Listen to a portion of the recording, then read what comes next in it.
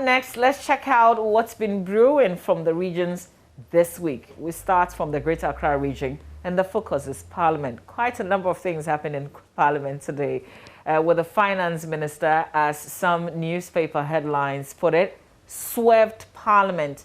He was hauled before Parliament to answer the question on the President's travels, his last international travel, I think, the cost of that. But we all know what the answer that he gave. But I think the focus had been that, but he was also there to answer some questions on the free SHS. Other issues happening in Parliament. Joseph Opoku-Gakpo joins me as we do a quick recap. Joseph, good morning. Yesterday was the vetting. We know that the committee has given a unanimous approval. When is the House itself going to talk about it? Mavi, good morning to you. So we're expecting that sometime next week, most likely from Tuesday next week, the report of the committee will be ready. What is clear is that there is virtually no controversy. MPs on both the NDC side and the MPP side were impressed with the kind of responses he gave to the questions that were asked him.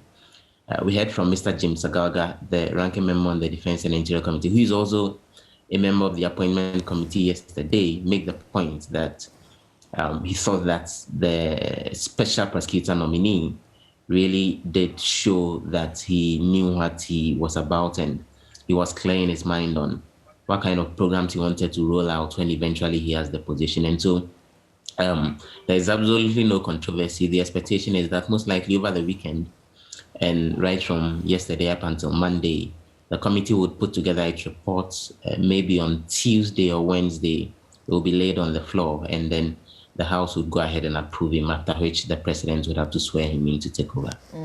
But the House has also been quite busy this week. Talk us through what's been happening. A number of items. You rightly mentioned the expected appearance of the Finance Minister, Ken Ofori-Atta, which happened eventually on Wednesday. That specific question was actually scheduled on the 17th of June for the Finance Minister to come respond to questions on how much it costs the Ghanaian taxpayer as far as the President's last foreign trip in May to Belgium, France, and South Africa is concerned.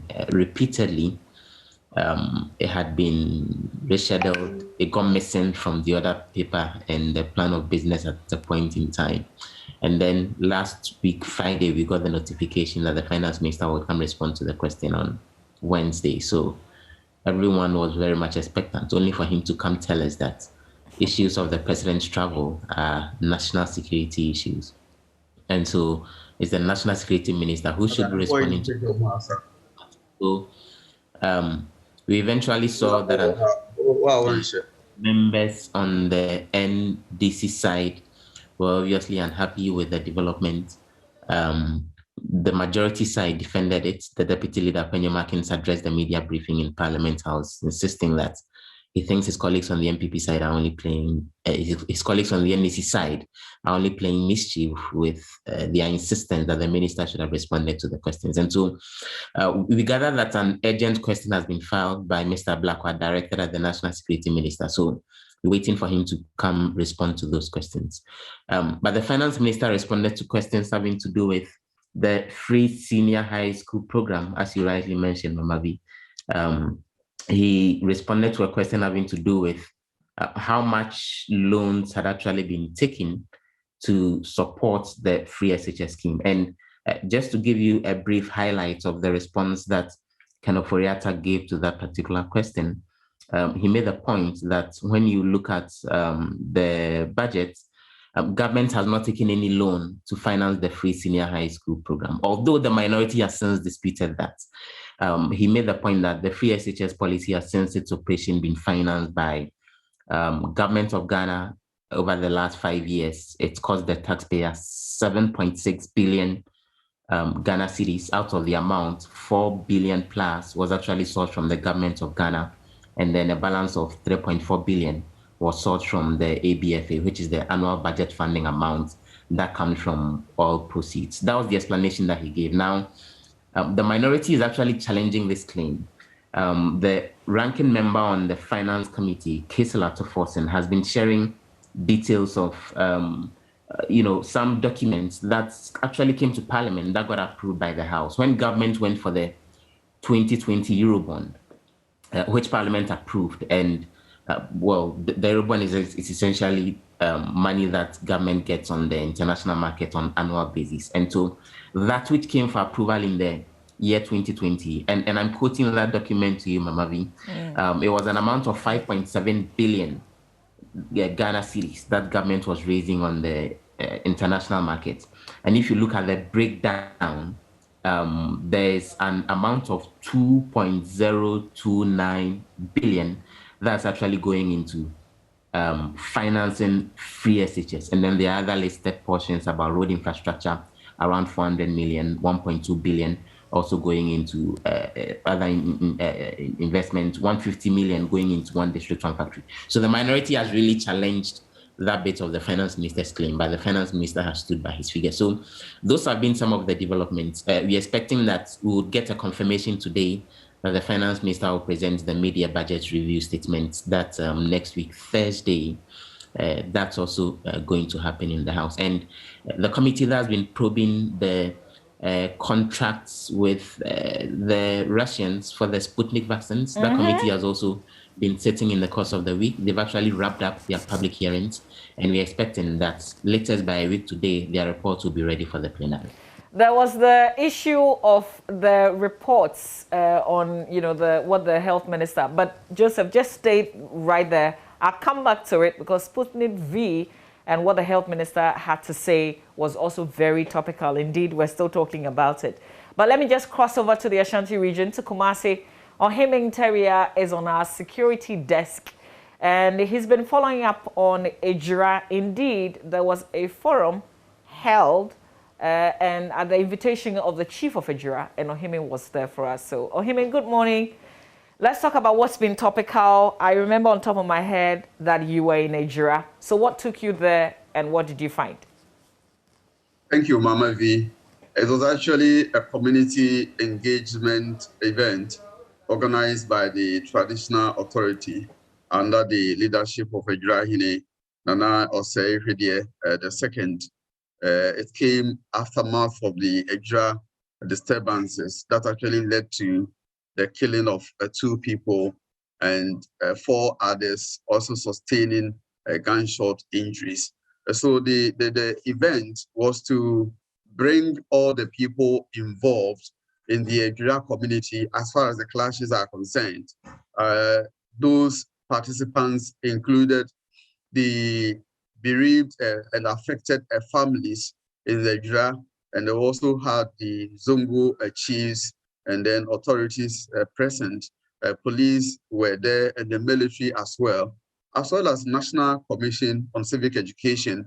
And the invitation was also extended to the Ejura community. So it was an entire gathering for all the people who matter as far as the Ejura disturbances were concerned to be present and share ideas. But at the end of the day, what I picked from speakers after speaker was the fact that the community need to live in peace and harmony, and also the youth were admonished not to resort to violence in the near future. So the event brought the youth, brought the leadership of the Zongo communities, as well as everybody in the Ejura to discuss the way forward as far as the disturbances were concerned. Let's touch on what the Sarki Zongo, Alhaji Mohammed Suraj Al-Hassan said. He appealed to the youth to exercise restraint in matters of what happened after they buried the late Ibrahim Mohammed, also known as Kaka Macho, and they thought that police were not doing enough to investigate and find the culprits behind the killing of the gentleman. They went on the streets, went on rampage, destroyed some structures in the community, and later clashed with security operatives. So the Sarki Zongo appealed to the youth to resort to lay down procedures in matters of this nature they can go to the traditional authorities for their problems to be solved, go to police or exercise restraint and exercise some patience as police work on this issue. And he also expressed, some sort of faith in the committee set up by the Interior Minister to probe the 29th June incident, which led to the killing of 2 people and 4 others also sustaining gunshot injuries. And then in the case of Jurahine Nana Osirihide II, he said there was absolute peace in the community, and community was, enjoying some level of peace. And he commended the military for good work done.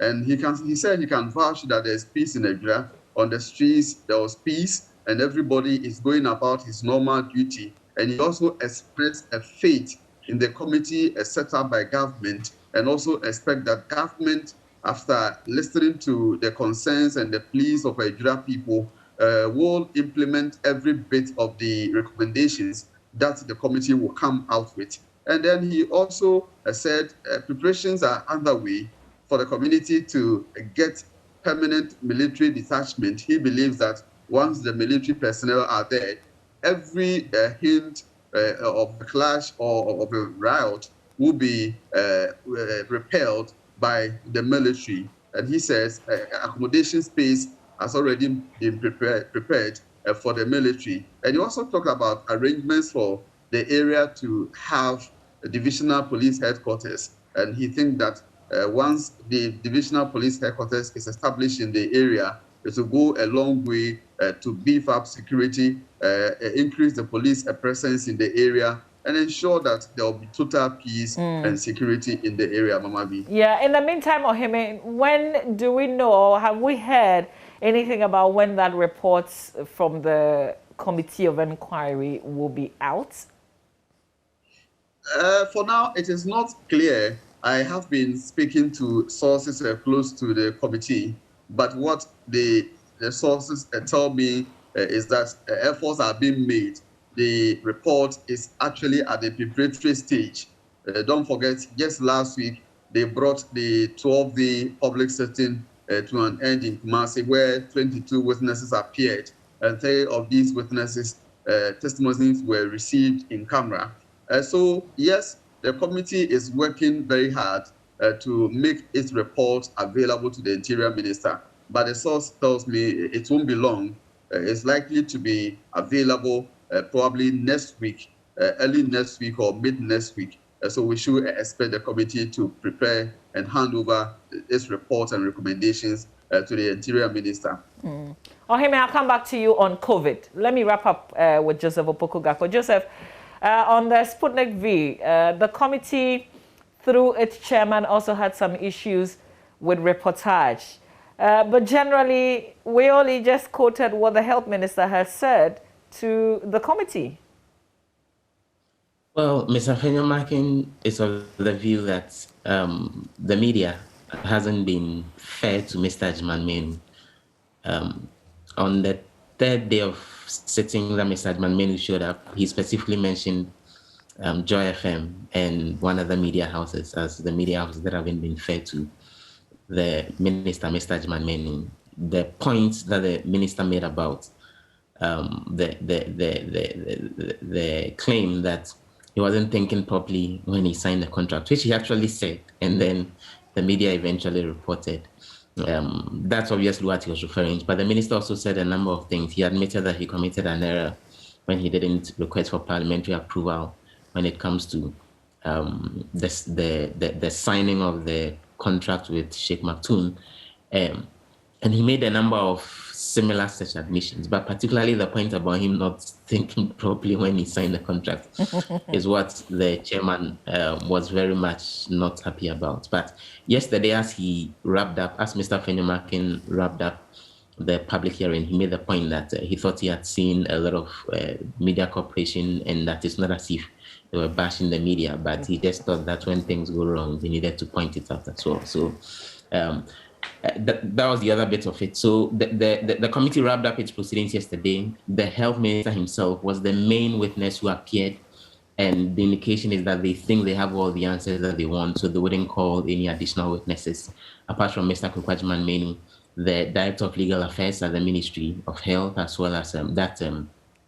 Yusuf, and then the Director of Supply Chain at the Ministry was also invited to testify. In the course of the conversation, the Chief Director was also sworn in to give a bit of testimony. So those have been the main individuals who appeared before the committee. And as they wrapped up their public hearing today, Parliament actually gave them up to next week, Friday, which will be the week 3, by when they are supposed to submit their report. And we gather that they've started putting together details of the report. They are determining whether the contract provided the necessary value for money, whether parliamentary approval was actually sought or otherwise, which we've gotten a confirmation for that in one of the contracts, no parliamentary approval was actually sought. They are supposed to also determine whether the price at which Ghana was buying the vaccines was actually the appropriate price, because the extractory price of the Sputnik V vaccines is actually at $10.5, but some of these contracts were pegging the figures at $19 and $26. So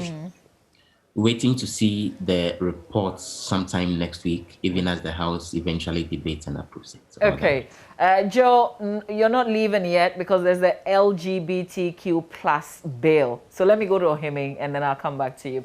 Ohime, let's talk about COVID-19. This week started off with the admission that indeed cases have gone up. There was a high-level meeting in Kumasi. Tell us about the outcome of this and what the situation is in the Ashanti region. Yes, Mama V, COVID-19 has been a region health issue. And at the peak of it was a meeting. The Ghana Health Service described this as a high-level, top managers meeting. It brought all the regional health directors and all the agencies that have been supporting the Ghana Health Service, including the World Health Organization and some other officials at this important meeting to discuss COVID-19 and the way forward. And at the meeting, the Director General, Dr. Patrick Umar-Boaje, told us, at the press briefing that the Ghana Health Service is concerned with the rising COVID-19 cases in the country.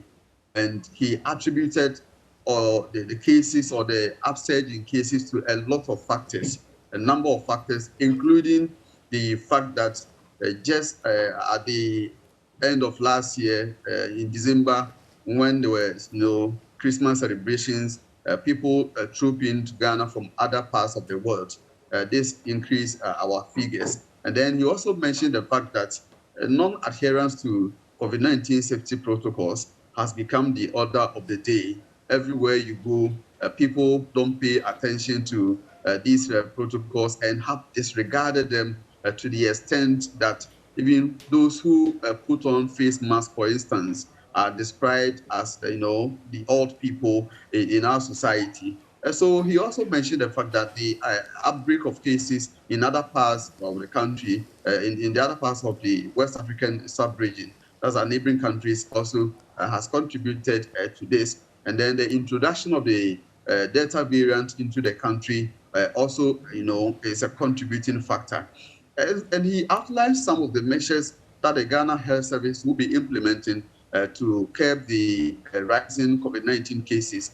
For instance, he mentioned the fact that the people who fall sick should not sit at home, but should report them as soon as possible to the health facilities to get tests. And then he also said efforts were being made to strengthen our testing regimes at the entry points, Kotuka and then the other borders. He mentioned the antigen test in that order to ensure that everybody who gets into the country get tested. And then at the sea, you also mentioned there are some fishermen who wants to come into the country via sea. So they come via sea, and then with the support of the fisher folks in these countries, in these communities, he mentioned that all these entry points will be tightened. And there was this fear that the third wave is imminent. Ghana is not far from the third wave. He mentioned that though Ghana has had, some inherent strength in our current health system. The introduction of treatment centers, almost 70 in all the regional capitals. Beyond this, we also have the what he described as the infection disease control center that has been introduced. That is one of the positive feedbacks for the country. But he says we can have all these strong systems in place, but when the people continue to disregard COVID-19 protocols, then we should be in a position to say that COVID-19, the third wave, is not far from us. And he says all these systems could be, tested if we decide not to pay attention to the COVID-19 safety protocols. He mentioned, especially when I questioned him about what the Ghana Health Service made of the, continued disregard for protocols, especially, in the organization of funerals in the country. And he said, yes, it's been, broken by almost everybody in our facets of society. But he mentioned that, yes, with regard to funeral, the Ghana Health Service wouldn't want to call a total ban on funerals. But he says there's an introduction of a new proposal on how funerals should be organized in the country, something that they've been working on, and very soon that will be made available to Ghanaians. So these are some of the key points that the high-powered COVID-19 stakeholder meeting in Kumasi discussed. And in Ashanti Region, I must say that, yes, the situation is not different in Ashanti Region. Everywhere you go, you see few people who want to observe the COVID-19 safety protocols, even in the commercial transport and all that. If you see, let's say 10 people in a commercial vehicle, you are likely to get only 2 people or 1 person in a face mask. And then the rest want to do their own thing. And if you look at the general spread of COVID-19 in the region, then I can say the last count, out of 43 municipal and districts in Ashanti Region, 25 of them have recorded new cases. The last check was as of July 18th. The statistics from the Regional Health Directorate did indicate that the region, as at that time, has recorded not less than 491 COVID-19 confirmed cases. And when you look at this, the Kumasi Metro, Oforikrom municipality, and then Kwadaso municipality have been the driving force for COVID-19 in the Ashanti region. If you look at the last figures, 491, these 3 areas contribute not less than 57.23% of these figures. So it tells you how these municipal and districts have become the COVID-19 hotspots in Ashanti region. Ohime, thanks a lot. I wish I had time to also touch on the fact that the regional minister sent a task force again to bring some order in some schools. Where are we with that matter? Real quick. Yes, the issue it also boils down to COVID. It's COVID related because just as the students in senior high schools were preparing to go for midterm break, the Ghana Health Service introduced some arrangements to say that because of the upsurge in COVID cases, the students should stay on campus. And this infuriated some of the students, especially at the St. Louis Senior High School, and then we are told Kumasi Girls Senior High School. And the regional minister has to deploy security to these campuses to forestall law and order. He says the issue that some of the students alleged they were brutalized and assaulted by the security operatives has come to his attention. And so he wants to investigate and find out if indeed these allegations are true. So we are yet to hear from him what has come of this investigation. Okay. Ohime, thank you very much for bringing us up to speed with what has been happening in the Ashanti region this week. Joseph Opoku-Gakpo, before we leave, there is the LGBTQ plus bill before Parliament. This is a private member's bill, and it's got a lot of people talking on social media. There's been massive reaction. But I said earlier that people will have to bring petitions and their concerns to Parliament. Otherwise, all the noise on social media will not get anywhere. Where are we with this bill?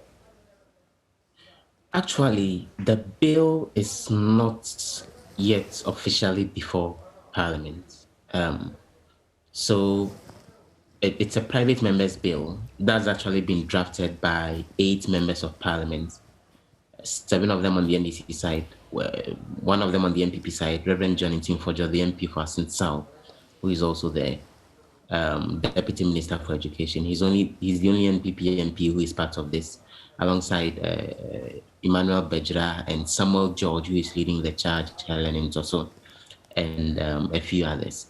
Now, the bill, the Speaker is supposed to make space for the MPs who are pushing for it to lay it officially, introduce it in Parliament, make a case for it, after which then it gets referred to the appropriate committee, most likely the Constitutional and Legal Affairs Committee. Then the committee would come back to the House with a report, then it will go through consideration stage where amendments may be made before then it eventually gets passed. But that process of the Speaker making the space for the bill to be laid on the floor officially has actually not happened yet. Now, what happened about 3 weeks ago was that there was a meeting of the Parliamentary Christian Fellowship. And at that meeting, the Speaker, Alban Bagbin, was there. And the MPs who led the drafting of the bill officially handed over a copy of the bill to Speaker Alban Bagbin. And then at that ceremony, there was the official appending of their various signatures to the bill as part of the ceremony, and then it was handed over to Mr. Bagbin. That is not an official presentation of a bill to the legislative arm of government. That was more like a side event just to make the public aware that this is happening and that is being introduced. So we are now waiting for that formal process where the Speaker would allow for the bill to be laid officially on the floor of the House, and then it would be put out there. But then, yes, it's generated a lot of controversy if you look at the very details of the bill. And obviously, this helps the fact that the whole nation is having a conversation around it. Most of the times, when bills get introduced, people don't even know how the details are, and then it goes through the House, and then it gets passed. And that's when we see the uproar most of the time. But this time around, all the concerns about the fact that if you engage in some of these LGBTQ plus activities, you could be liable on summary conviction to a fine of no less than 750 penalty units and no more than 5,000 penalty units, or a term of imprisonment of no less than 3 years and no more than 5 years, or both. That's been prescribed. Not just that, they make the point that even those who promote or use social media to advocate for it could also be liable to some form of prosecution. So, as you rightly said, eventually, when the House is seized with the bill and the committee is looking at it, the Constitutional and Legal Affairs Committee, the committee will officially put out an ad inviting memoranda from ordinary members of the public to make input into the bill. At that point, whatever ideas from members of the public will count in terms of what Parliament will do with it eventually. Okay, Joe, Parliament is sitting today, are they? Yes, at 10 a.m. in the forenoon, as they would usually say. We'll be there to bring you everything that transpires. All right, Joseph Opoku-Gakpo is our parliamentary correspondent. Thanks, Joe, for all the updates, for the clarity as well on matters. So that's it from the regions. You're now very updated. And so let's bring you some show business. And IB is hosting Ohima Messi today, live here on the show. Please do stay with us.